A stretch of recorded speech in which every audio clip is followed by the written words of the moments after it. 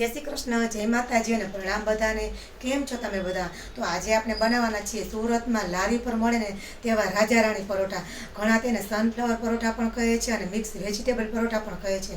बाळकोने ते आ खूब ज भावशे। आने तमे ब्रेकफास्ट में के सांजे डिनर बनावो ने तो पण खूब ज मजा पड़शे अने जोता तो खावानुं मन थई जशे। तो चालो बनावीए राजा राणी परोठा। तो तेना माटे मैं अहीं 2 कप जेटलो रोटलीनो लोट लीधो छे घऊंनो। तेमां आपणे स्वाद मुजब मीठुं नाखीशुं अने 1 चमची मोण नाखी અને સરસ લોટ બાંધી લઈશું। આ લોટ આપણે થોડો ઢીલો રાખવાનો છે, કઠણ નથી બાંધવાનો।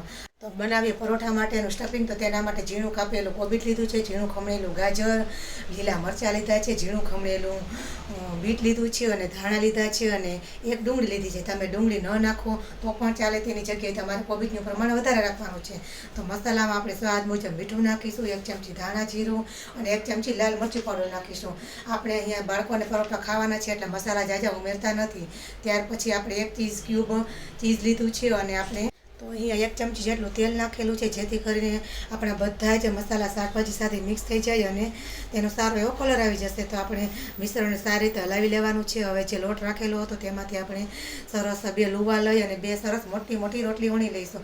बंने रोटली एक सरखी ज वणवानी छे अने त्यार पछी आपणे तेमां स्टफिंग पाथरवानुं। तो बंने रोटली जोई एक सरखी सरस वणी लीधी छे। आपणुं जे स्टफिंग छे ते एकदम सरस रोटली पर पाथरी देवानुं छे। 2 થી 3 चमची जेटलुं मैं अहींया स्टफिंग लीधुं छे। तमे जाजू उमेरो तो पण सरस थई जशे। तमे जो आवी रीतना 2 रोटली वणी अने परोठो करशो तो इजीली तमारुं परोठुं सरस वणाई जशे।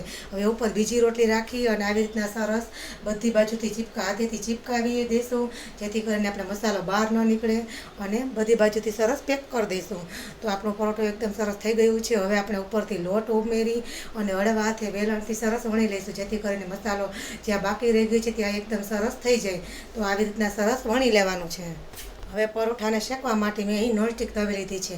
આપણું પરોઠું મોટું છે એટલે મેં નોનસ્ટિક તવી લીધી છે। તમે સાદી લોઢી પર પરોઠું શેકો તો પણ ચાલે। તો અહીંયા પરોઠાને બંને બાજુ સરસ ઘી લગાવી દેવાનું છે અને એકદમ અડધી મિનિટમાં આપણું પરોઠું એક બાજુ સરસ શેકાઈ જશે। બીજી બાજુ પણ ઘી લગાવી અને શેકી દેવાનું છે। પરોઠું જ્યારે આપણે શેકીએ ને ત્યારે આપણે ગેસ એકદમ સરસ ધીમો રાખવાનો, જેથી કરીને આપણું પરોઠું એકદમ સરસ શેકાઈ જાય। બંને બાજુ સરસ આવી રીતના ઘી લગાવી અને પરોઠાને સરસ શેકી લેવાનું છે। ત્યાર પછી ચમચો લઈ અને આપણે તેને દબાવતા જઈ અને પરોઠું શેકીશું, જેથી કરીને આપણે જે કિનારી બાકી રહી ગઈ હોય તે પણ એકદમ સરસ શેકાઈ જાય। તો આવી રીતના સરસ પરોઠાને મસ્ત શેકી લેવાનું છે। તો આપણું પરોઠું શેકાઈ ગયું છે। હવે આપણે તેને સર્વિંગ પ્લેટમાં લઈ લઈશું। હવે આપણે પરોઠાને પીઝા હોય ને એ કટમાં કાપવાનું છે। જો પીઝા કટર હોય તો તેનાથી, તમારી પાસે પીઝા કટર નથી તો તમે ચાકુથીને પણ આવી રીતના પીઝા હોય તે રીતના સરસ કટ કરી શકો છો। તો આપણું પરોઠું સરસ કપાઈ ગયું છે। હવે આપણે તેને ખોલી લઈશું। તો બધા જ પીસ આવી રીતના સરસ ખોલી લેવાના છે। જો આપણું પરોઠું ખુલી જશે ને એટલે એકદમ ફ્લાવર હોય ને તેવું મસ્ત મજાનું સરસ થઈ જશે। પરોઠું આપણે આ રીતે સરસ ખોલીશું ને તો પરોઠામાં આપણું સ્ટફિંગ એકદમ સરસ અને પ્રોપર રીતે આખા પરોઠામાં સરસ ફેલાઈ ગયું છે। તમે જો અત્યાર સુધીનો વિડીયો જોયો હોય અને તમને એમાં થોડું પણ ગમ્યું હોય ને તો વિડીયોને લાઇક કરજો, શેર કરજો અને મારી ચેનલમાં તમે નવા હોય તો જલ્દી જઈને સબસ્ક્રાઈબ કરી દેજો। તો આપણું મસ્ત મજાનું રાજા રાણી પરોઠું સરસ તૈયાર થઈ ગયું છે। અને સુરતમાં પરોઠું એકદમ સરસ ફેમસ છે। જ્યારે લારી પર ખાવા જાય ને ત્યારે તે લોકો આપણને ચીઝ ખમણીને આપે છે, તો આપણે તેના પર થોડું ચીઝ ખમણી દઈશું અને થોડી ધાણા ભાજી સરસ નાખી દઈશું, જેથી કરીને આપણું પરોઠું એકદમ મસ્ત મજાનું થઈ જાય અને બાળકોને તો જોતા જ ખાવાનું મન થઈ જાય। અને વેજીટેબલ પરોઠું છે એટલે તમારા બાળકો ખાશે તો તેને પણ ખૂબ જ મજા પડશે।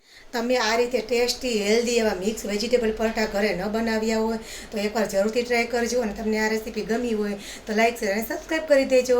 ફરી પાછા મળીશું નવી રેસીપી સાથે નવા વિડીયોમાં। ત્યાં સુધી બધાને જય શ્રી કૃષ્ણ અને પ્રણામ। તો તમે બધા પણ આવી જાઓ ખાવા માટે। તો સનફ્લાવર પરોઠું તૈયાર છે।